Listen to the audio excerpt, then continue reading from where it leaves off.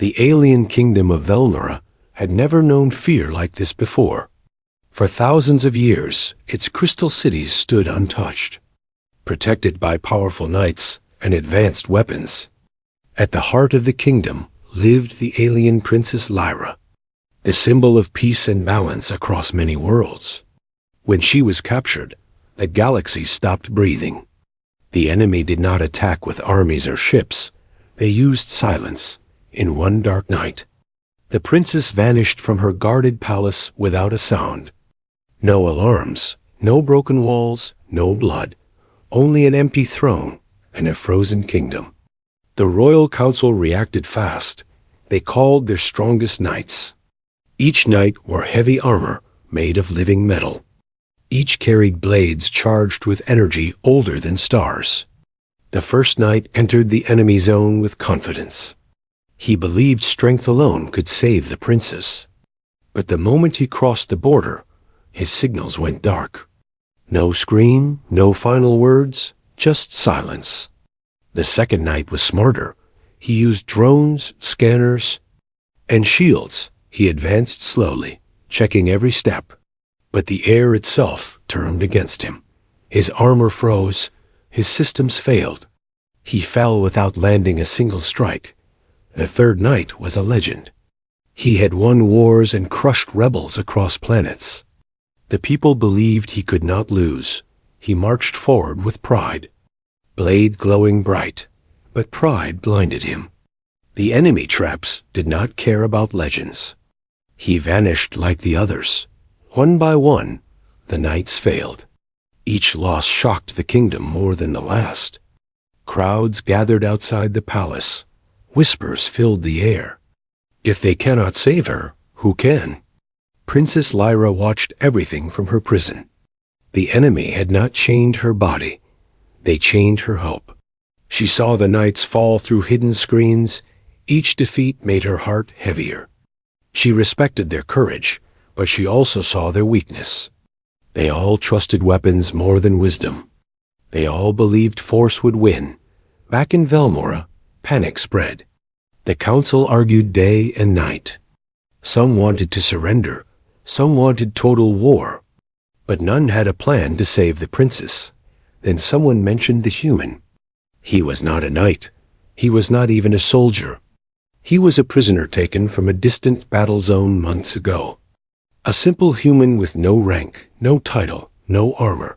The room went quiet. Some council members laughed. Others felt insulted. How can a human succeed where our knights failed? They asked. Humans were known in the galaxy. They were brave, yes, but weak compared to armored alien warriors. They lacked natural weapons. They relied on tools and teamwork. This human had neither. Still, the council had no other options. Every knight they sent never returned.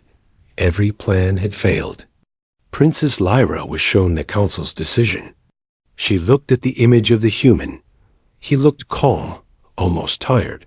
Not afraid, not proud, just human. You are sending him to die, she said softly. No one answered. The human was brought forward. Guards removed his restraints. They expected fear. They expected begging. But he only looked up and asked one question. Is she alive? That question confused everyone. No knight had asked that before.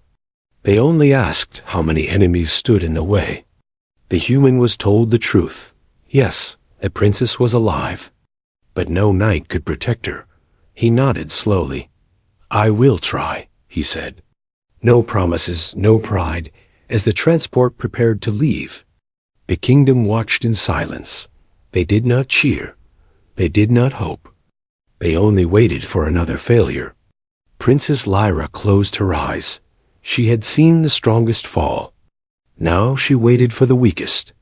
But somewhere deep inside, a strange feeling appeared. Not hope, not fear, something unknown. The galaxy believed the story was already written. That another hero would fall. That another name would be forgotten. No one knew that this time the human would not draw a blade. And that would change everything. The human arrived at the edge of the enemy zone without ceremony. There were no drums, no speeches, no blessings. Only silence and cold air. Alien soldiers watched him from behind shields. They expected him to wear armor. They expected weapons, but he carried nothing. No blade, no gun, not even a shield. Some soldiers laughed, some looked away. To them, this was not a rescue. It was an execution. The human walked forward alone. Each step slow but steady. Sensors followed his movement. Traps waited to activate. Nothing happened. The ground did not explode. The air did not freeze. The silence grew heavier, deep inside the fortress. Princess Lyra saw him on the screens. She leaned closer, confused. "This is the one they sent?" She whispered. She had seen warriors covered in metal fail. She had seen glowing blades disappear into darkness. This human looked small, fragile. The enemy guards noticed it too. They raised their weapons, waiting for the order to strike. The human stopped walking. He raised his empty hands. A simple gesture, clear and calm. "I am not here to fight," he said. His voice echoed through the hall. The guards hesitated. No one had ever said that before. Every visitor before him had tried to attack, to threaten, to dominate. This human did none of that. The guards contacted their commander. Confusion filled their voices. "He carries no weapon," they reported. "He shows no fear." Princess Lyra felt something change inside her. Not hope yet, but curiosity. The human was allowed to enter deeper, not because they trusted him, but because they wanted to understand him. As he walked through the halls, strange symbols glowed on the walls. Machines watched his heart rate, his breathing. They expected panic. But his heart stayed steady, his breath calm. The system flagged him as unusual. Inside the control chamber, the enemy leaders watched closely.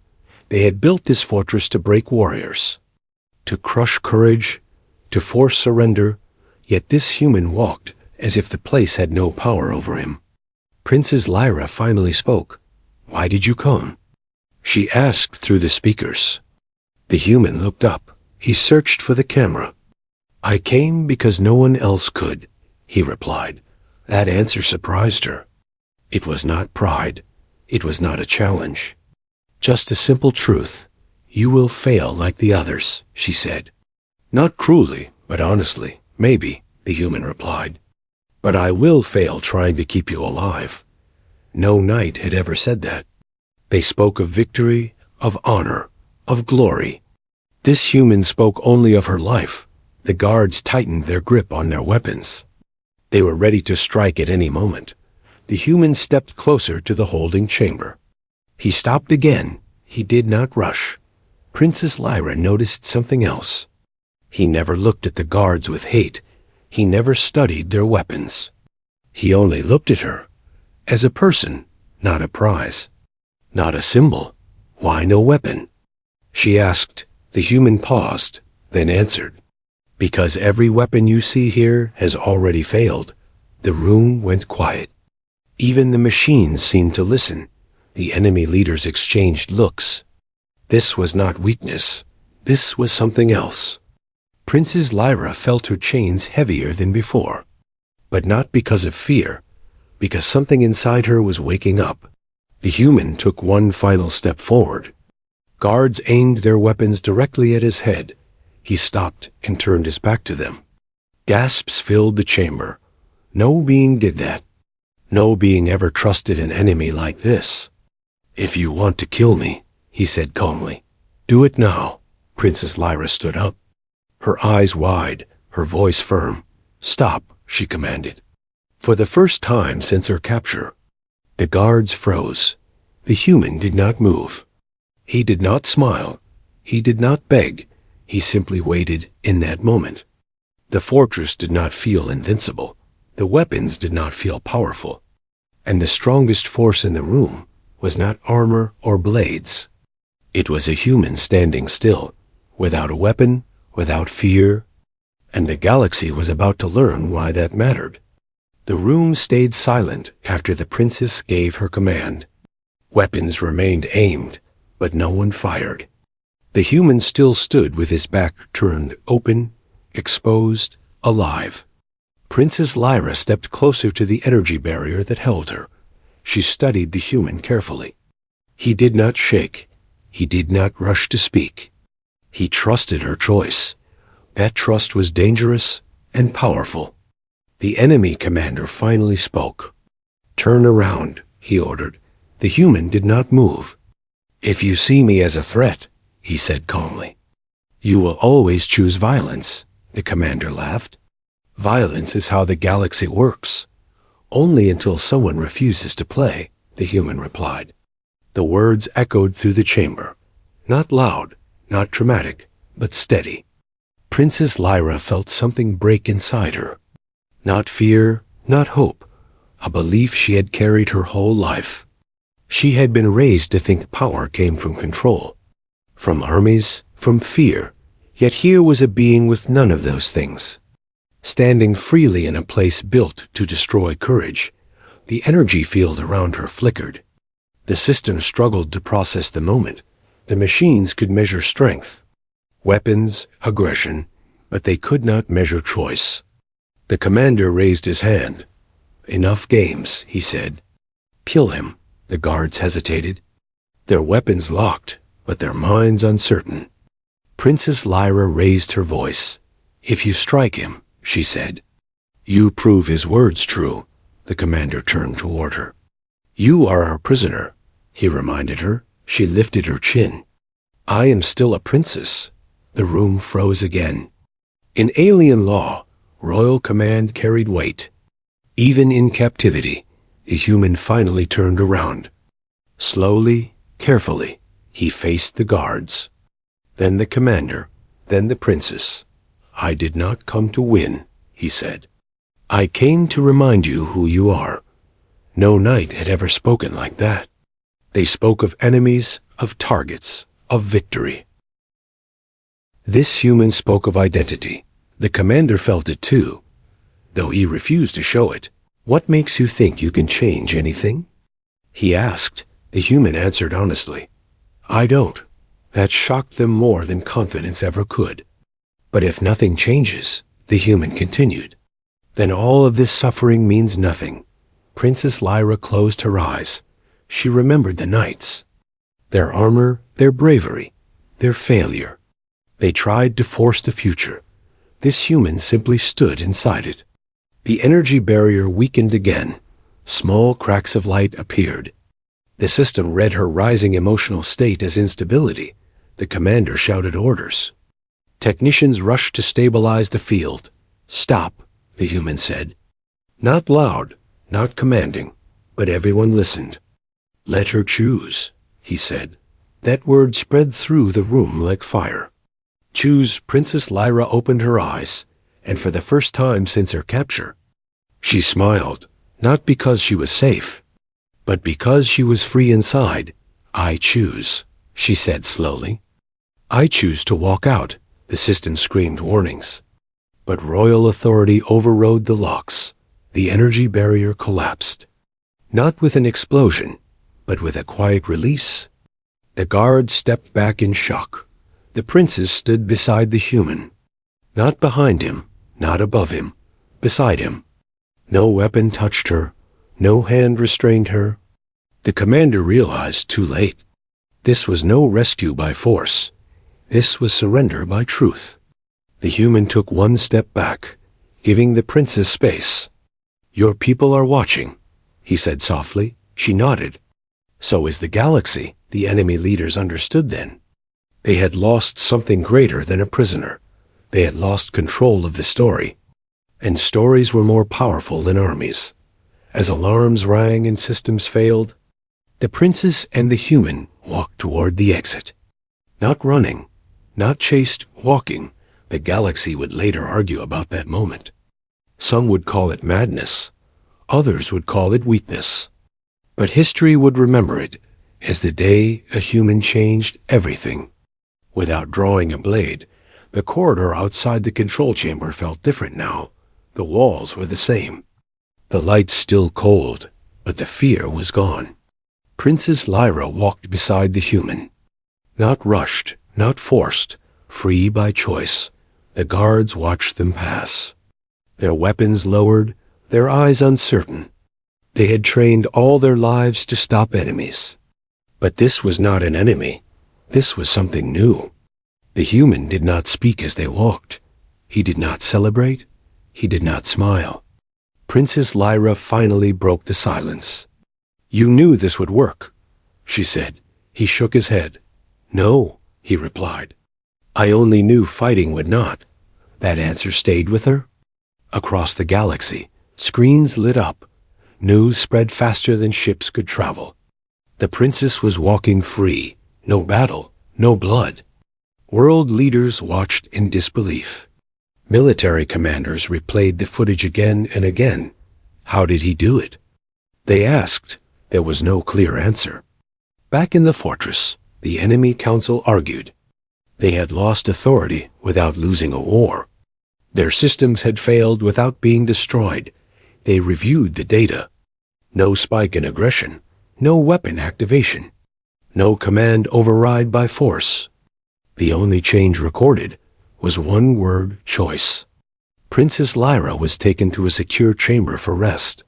But she refused isolation. She asked for a council meeting. The human was invited too, not as a prisoner, not as a guest of honor, but as a voice. The council chamber filled with tension. Alien leaders from many worlds appeared on holograms. Some were angry, some curious. One leader spoke harshly. "You embarrassed the galaxy," he said to the princess. "You walked free without punishment." Princess Lyra stood tall. "I walked free because no one had the right to own me," she replied. Then the leader turned to the human. "What gives your species the right to interfere?" The human thought before answering. "We did not interfere," he said. "We reminded you of something you forgot." The room fell quiet. Another leader asked, "What does humanity stand for?" The human looked around, at warriors, at rulers, at beings who had ruled by fear for ages. "We stand for choice," he said simply. "We stand for the idea that power is not taken. It is given." Some laughed, some frowned, but many listened. Princess Lyra stepped forward. "Our knights failed because they tried to force an ending," she said. This human succeeded because he respected the beginning. Her words spread through the council. Old records were opened. Ancient laws were reviewed. Many realized they had drifted far from their original values. Humanity was invited to speak across more worlds. Not as conquerors, not as saviors, but as examples. The human refused titles, refused rewards. "I did not come to lead," he said. "I came to return someone home." That humility shook the galaxy more than any fleet. Princess Lyra returned to her people.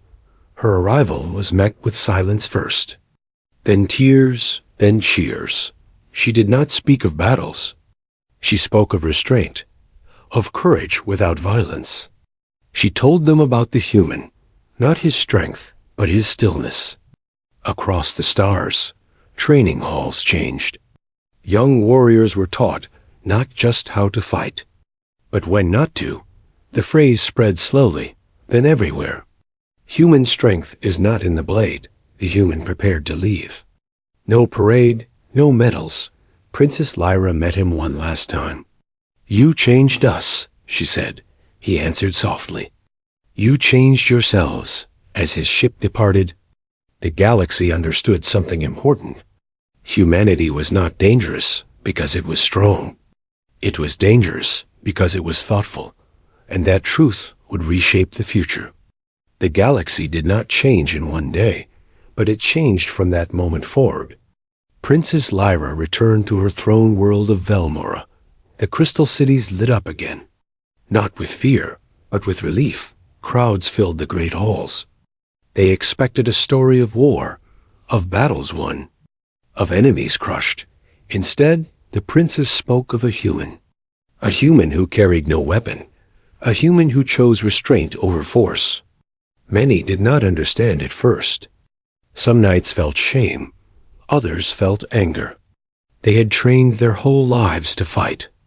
Yet the greatest victory came without a strike. The names of the fallen knights were honored. Their courage was remembered, but slowly, their stories faded into history. One story did not. Across star systems, people repeated the same words. He did not draw a blade. Children asked their elders what that meant. Warriors asked their teachers why it mattered, and slowly the answers changed. On distant worlds, rulers reviewed their laws. Treaties were rewritten. Old systems based on fear were questioned. A new rule appeared in many agreements. Never underestimate a human without a weapon. The human himself returned to Earth, not as a hero, not as a legend, just as a man. No crowds waited for him. No medals were placed on his chest. He walked through a quiet spaceport, blending into the millions of humans who lived simple lives. But the galaxy did not forget him. Military academies studied the event. They replayed the recordings again and again, not to learn his fighting style, but to understand his calm. Psychologists failed to explain it. Strategists could not plan for it. Because his strength was not a tactic. It was a choice. Princess Lyra often thought of him. In moments of doubt, in moments of decision.